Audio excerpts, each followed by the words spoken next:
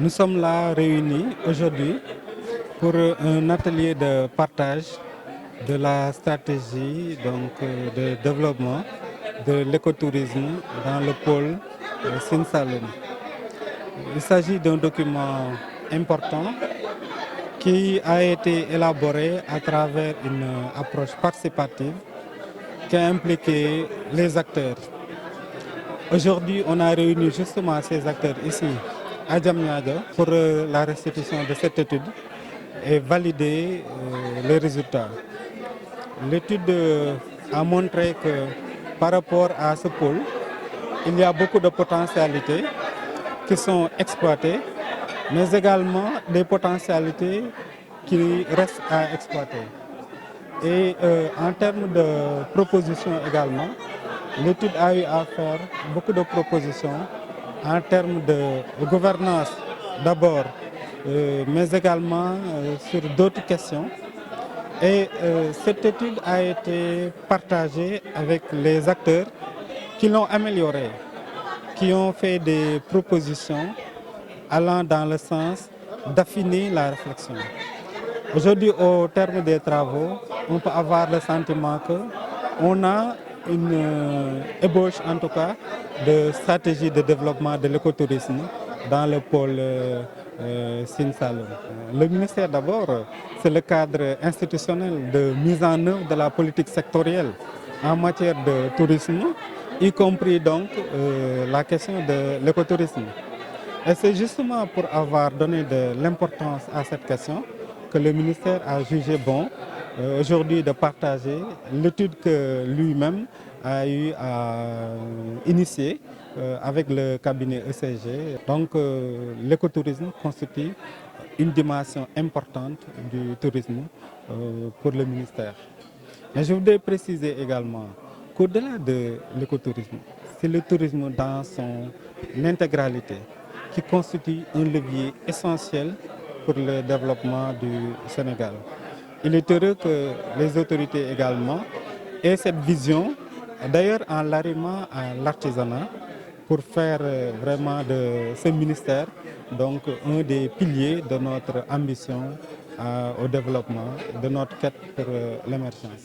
Ça a été un réel plaisir de prendre part à cette rencontre qui a été très intéressante parce que réunissant des acteurs locaux mais également des professionnels de tous bords avec l'administration touristique. Ça a été un échange très fructueux, un échange qui nous a permis de déblayer des perspectives pour l'écotourisme dans cette zone naturellement écotouristique. Et nous nous sommes réjouis du travail qui a été fait, puisque c'est vrai, tout travail est perfectible, mais quand même on peut dire qu'il y a une bonne base, d'autant plus qu'il y a une réactualisation à faire.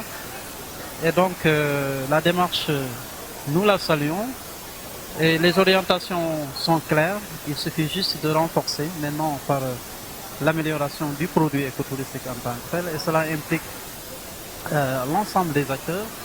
Nous, à SPT, ce que nous pouvons faire, c'est à partir de ce document, nous ajuster, nous essaierons pour épouser les contours qui ont été déjà déblayés.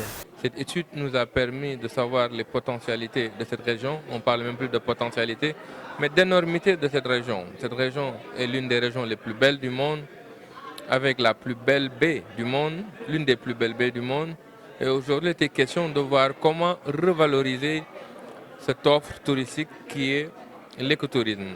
Nous avons mis en compétition des cabinets pour avoir une étude sur la promotion de l'écotourisme. Cette étude aujourd'hui a été restituée par les acteurs du tourisme et tous les acteurs ici présents, à travers leurs critiques positives, ont montré l'importance d'avoir des documents de pilotage stratégique. Et aujourd'hui, la bonne nouvelle, c'est que le document a été validé sous réserve d'actualisation, car le document présente des limites de temps et des limites de changement de vision incarnées par des nouvelles autorités qui, heureusement et fort heureusement, ont fait de l'écotourisme l'une des priorités sous la houlette de monsieur le président de la République, M. Bassirou Diomaye Faye. Cette demande, c'est une demande du ministère, donc de la direction de la promotion touristique. Et c'est une demande qui a été lancée depuis 2022 pour traiter de l'écotourisme. En fait, je pense que nos autorités d'alors avaient compris l'importance de l'écotourisme. Et je pense que les autorités actuelles également l'ont bien décliné dans le projet qu'ils ont vendu aux Sénégalais.